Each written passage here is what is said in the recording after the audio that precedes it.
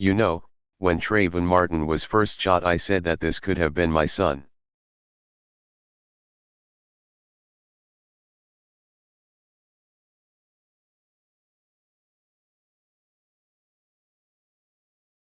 Another way of saying that is Trayvon Martin could have been me 35 years ago.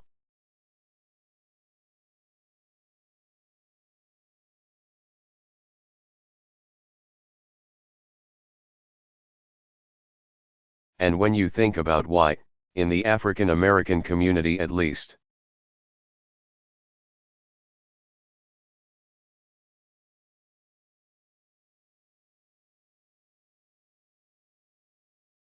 there's a lot of pain around what happened here. I think it's important to recognize that the African American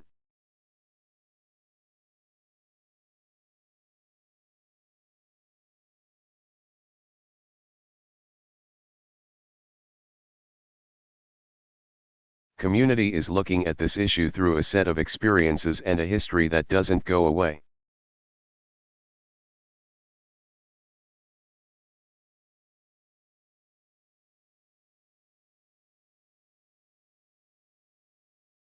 There are very few African American men in this country who haven't had the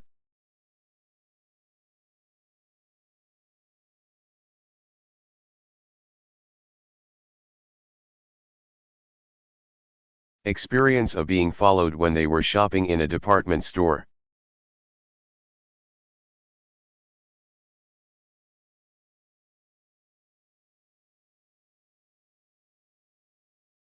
That includes me. There are very few African American men who haven't had the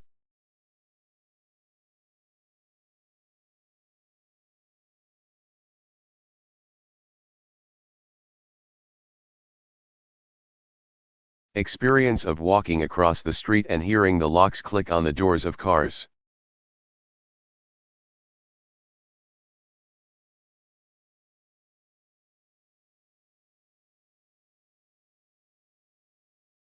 That happens to me at least before I was a senator.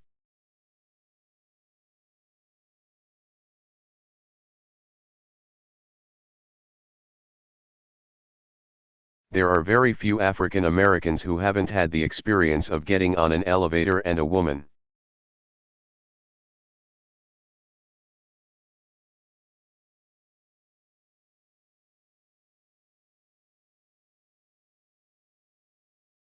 clutching her purse nervously and holding her breath until she had a chance to get off. That happens often.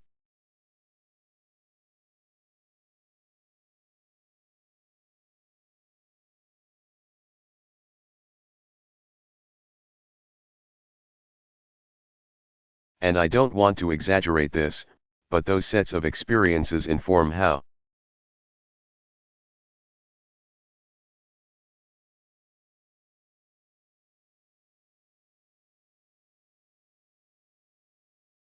the African American community interprets what happened one night in Florida.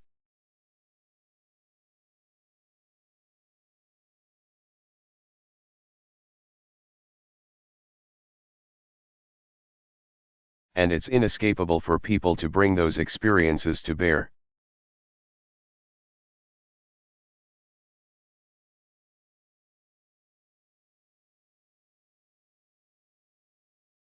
The African American community is also knowledgeable that there is a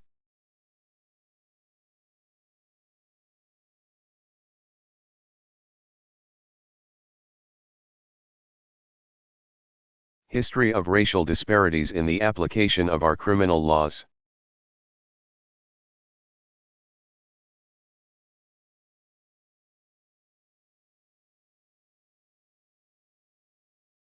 Everything from the death penalty to enforcement of our drug laws.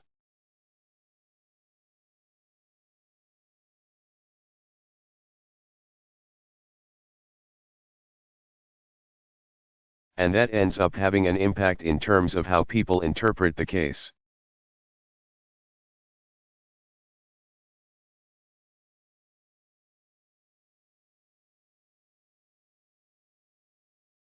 Now, this isn't to say that the African American community is naive about the fact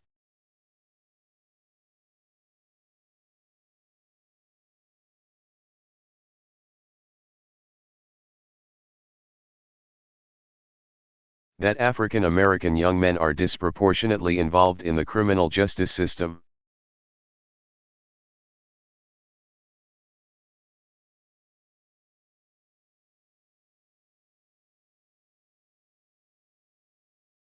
That they're disproportionately both victims and perpetrators of violence.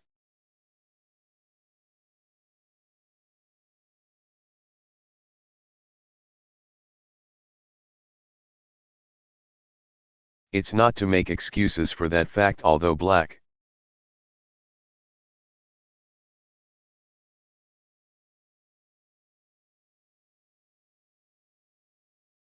folks do interpret the reasons for that in a historical context.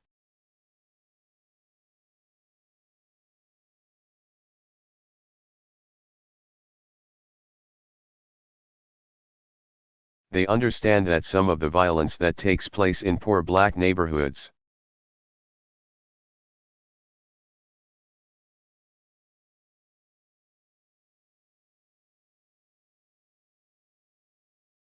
around the country is born out of a very violent past in this country.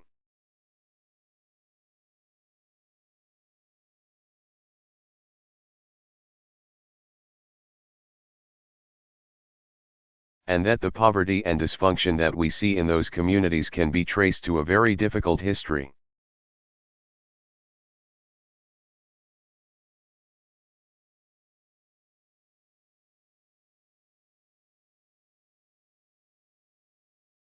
And so the fact that sometimes that's unacknowledged adds to the frustration.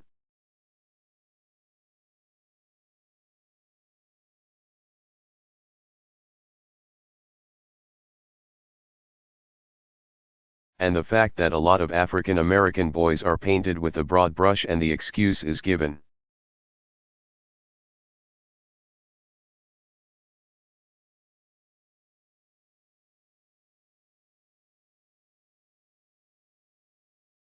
Well, there are these statistics out there that show that African American boys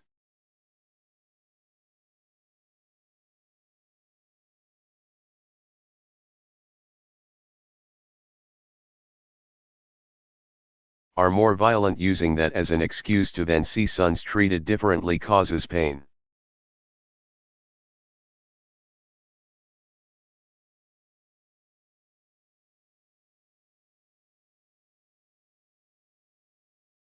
I think the African American community is also not naive in understanding that, statistically,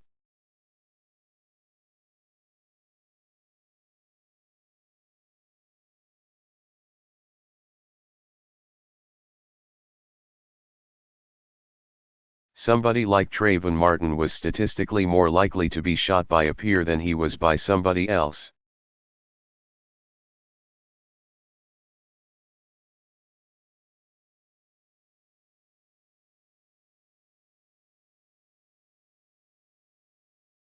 So folks understand the challenges that exist for African American boys.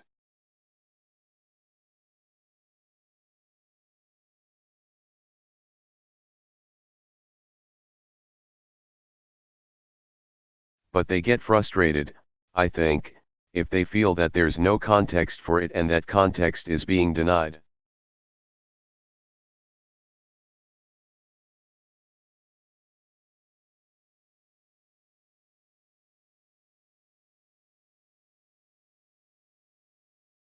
And that all contributes, I think, to a sense that if a white male teen was involved in the same kind of scenario,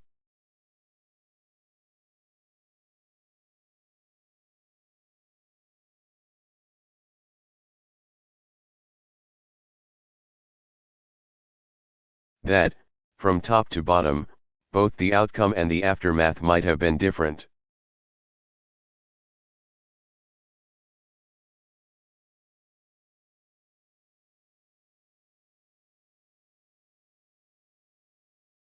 Now, the question for me at least, and I think for a lot of folks, is where do we take this?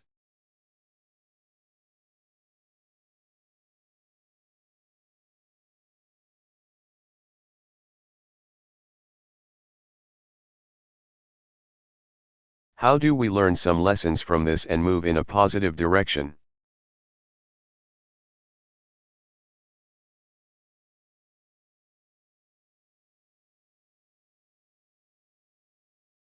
I think it's understandable that there have been demonstrations and vigils and protests.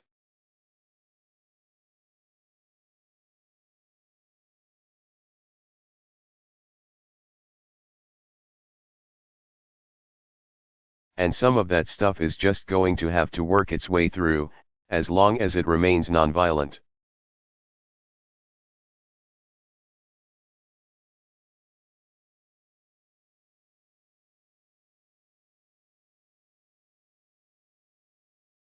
If I see any violence,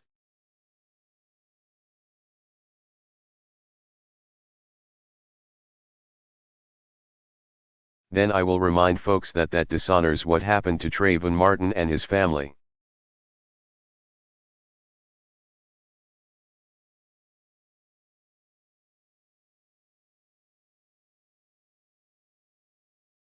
But beyond protests or vigils, the question is, are there some concrete things that we might be able to do?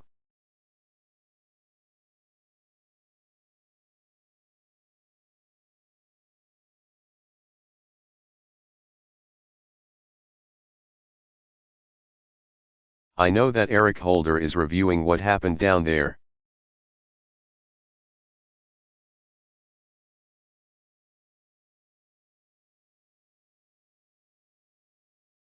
But I think it's important for people to have some clear expectations here.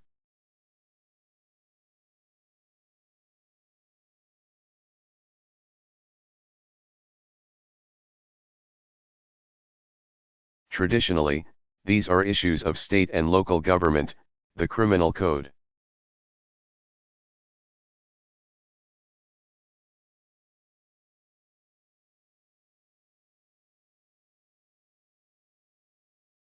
And law enforcement is traditionally done at the state and local levels, not at the federal levels.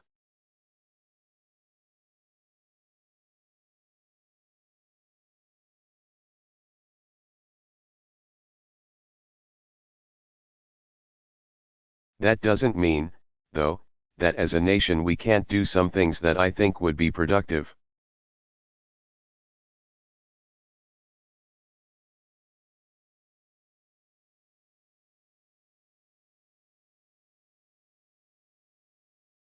So let me just give a couple of specifics that I'm still bouncing around with my staff.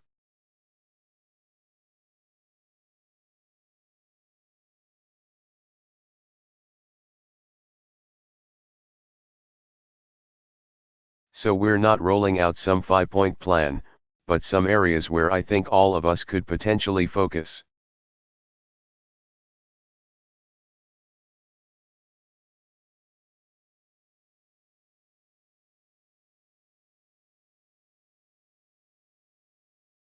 Number 1, precisely because law enforcement is often determined at the state and local level.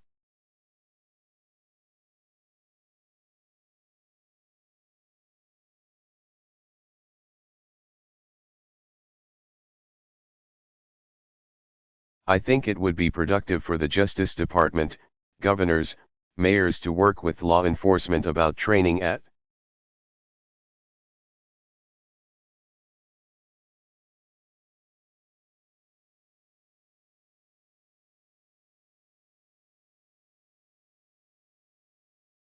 the state and local levels in order to reduce the kind of mistrust in the system that sometimes currently exists.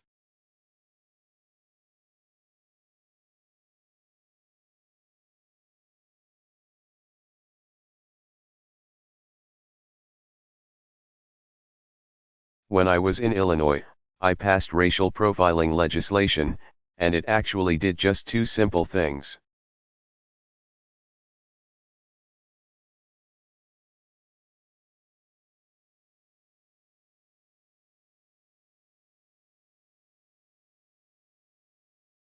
One, it collected data on traffic stops and the race of the person who was stopped.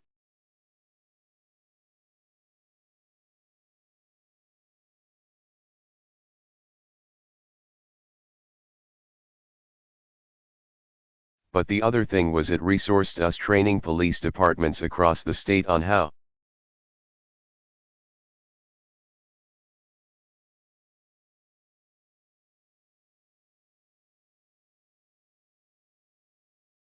to think about potential racial bias and ways to further professionalize what they were doing.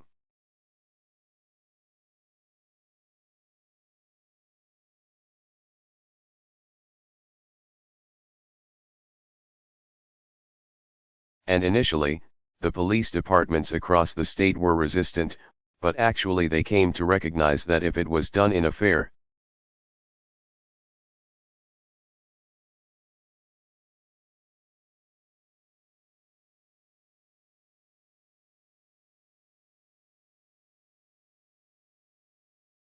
straightforward way that it would allow them to do their jobs better.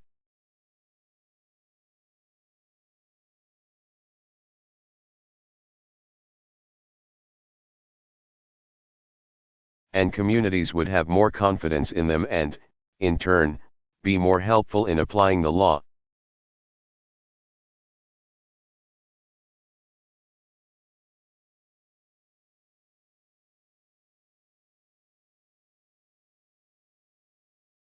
And obviously, law enforcement has got a very tough job.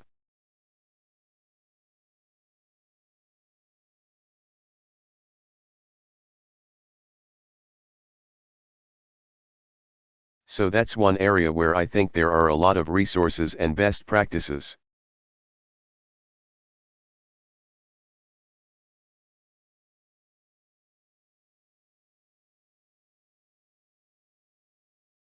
That could be brought to bear if state and local governments are receptive.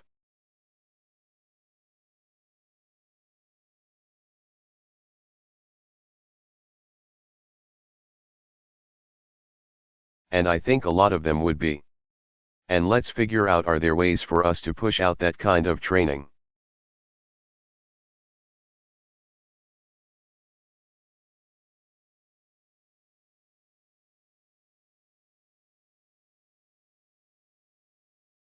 Along the same lines, I think it would be useful for us to examine some state and local laws to see if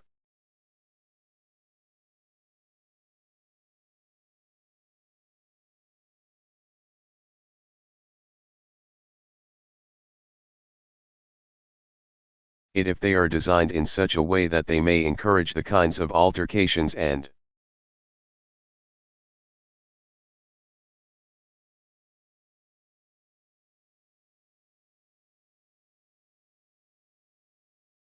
confrontations and tragedies that we saw in the Florida case, rather than diffuse potential altercations.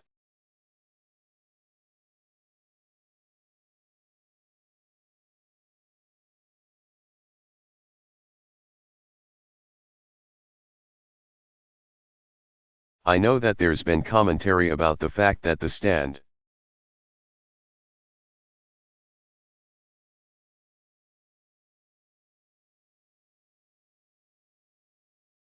your ground laws in Florida were not used as a defense in the case.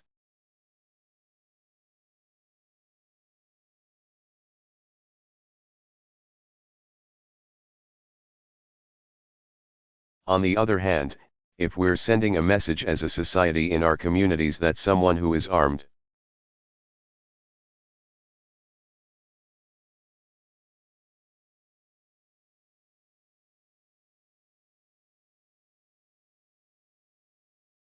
potentially has the right to use those firearms even if there's a way for them to exit from a situation.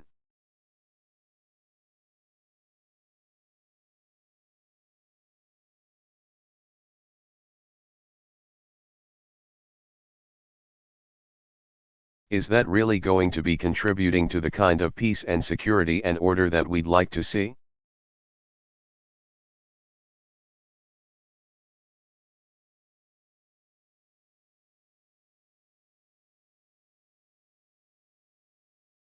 And for those who resist that idea that we should think about something like these stand your ground laws,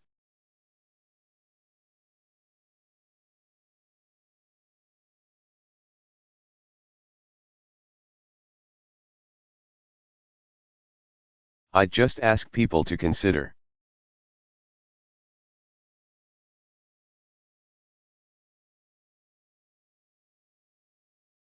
If Trayvon Martin was of age and armed, could he have stood his ground on that sidewalk?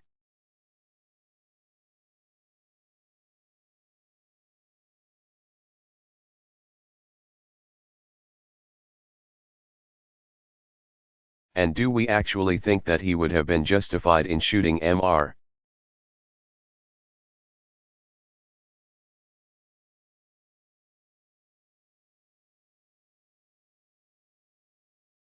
Zimmerman, who had followed him in a car because he felt threatened?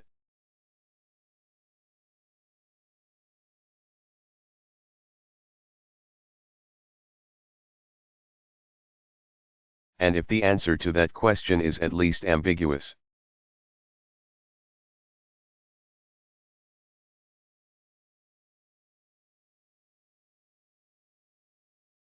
then it seems to me that we might want to examine those kinds of laws.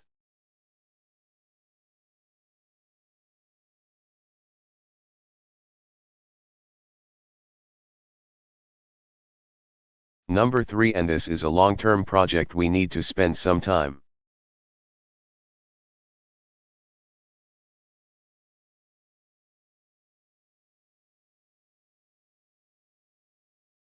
in thinking about how do we bolster and reinforce our African American boys.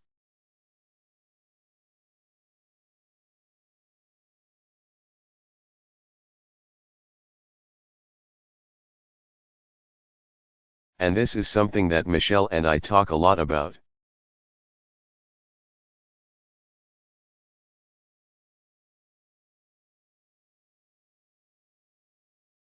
There are a lot of kids out there who need help, who are getting a lot of negative reinforcement.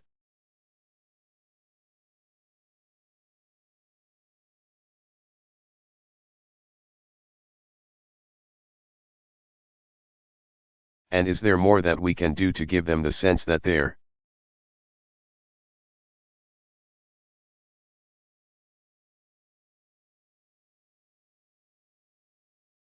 country cares about them and values them and is willing to invest in them?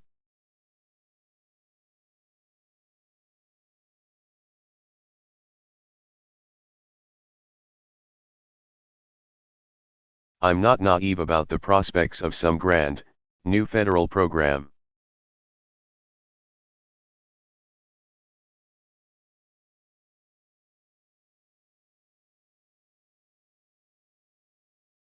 I'm not sure that that's what we're talking about here.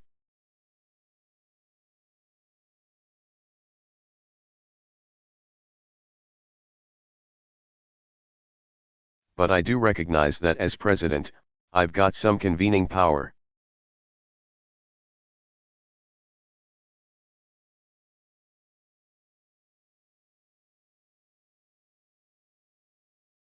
And there are a lot of good programs that are being done across the country on this front.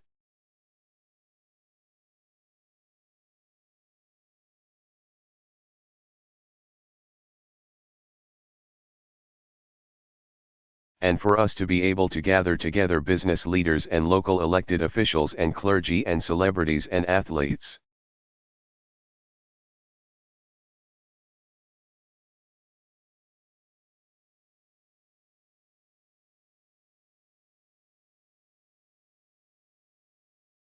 And figure out how are we doing a better job helping young African American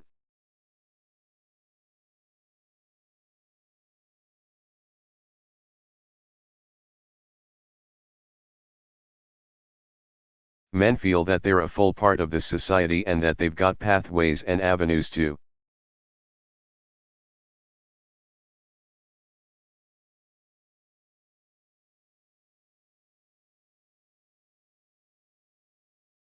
succeed. I think that would be a pretty good outcome from what was obviously a tragic situation.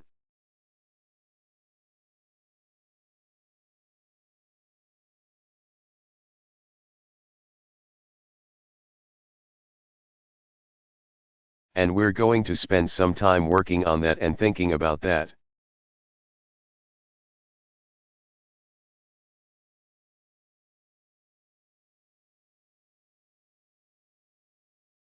And then, finally, I think it's going to be important for all of us to do some soul searching.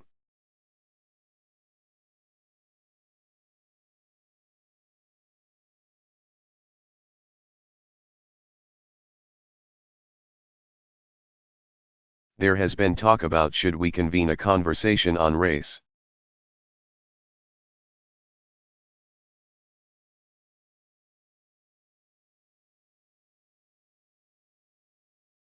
I haven't seen that be particularly productive when politicians try to organize conversations.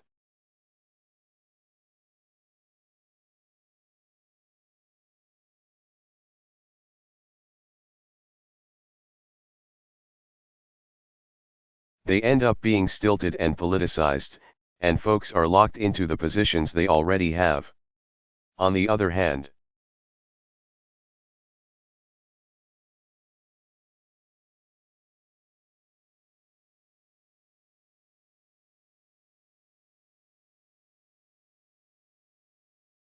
in families and churches and workplaces, there's the possibility that people are a little bit more honest.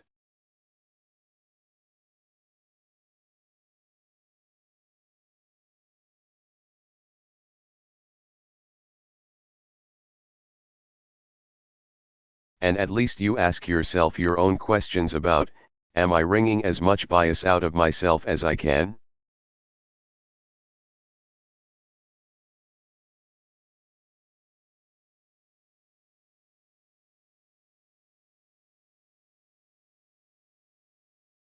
Am I judging people as much as I can, based on not the color of their skin, but the content of their character?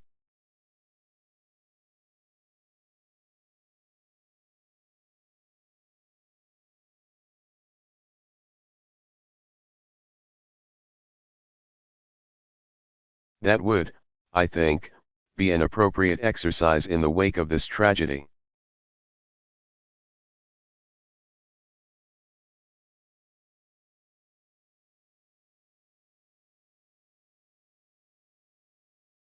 And let me just leave you with a final thought that, as difficult and challenging as this whole episode has been for a lot of people,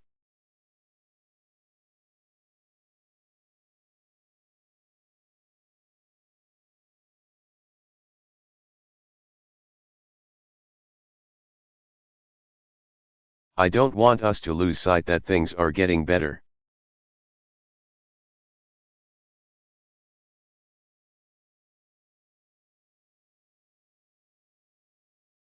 Each successive generation seems to be making progress in changing attitudes when it comes to race.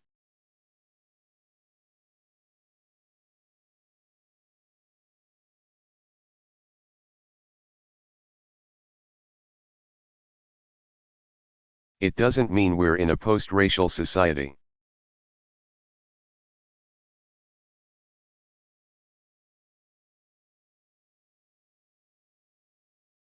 It doesn't mean that racism is eliminated.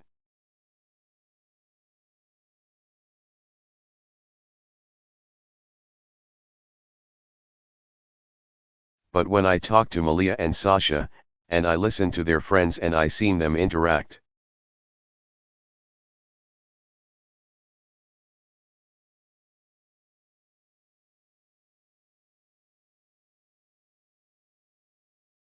they're better than we are, they're better than we were on these issues.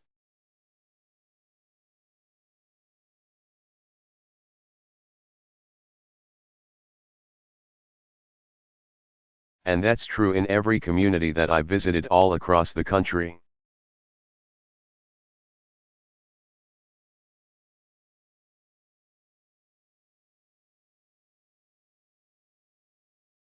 And so we have to be vigilant and we have to work on these issues.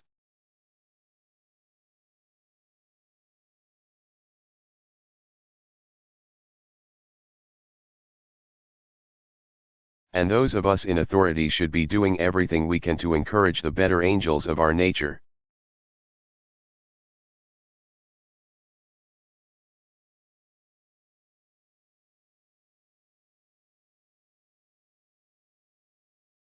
As opposed to using these episodes to heighten divisions.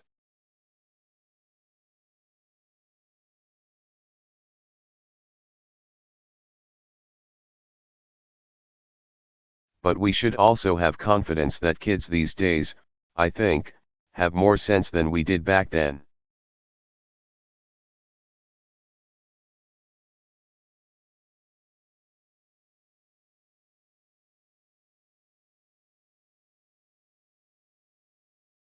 And certainly more than our parents did or our grandparents did, and that along this long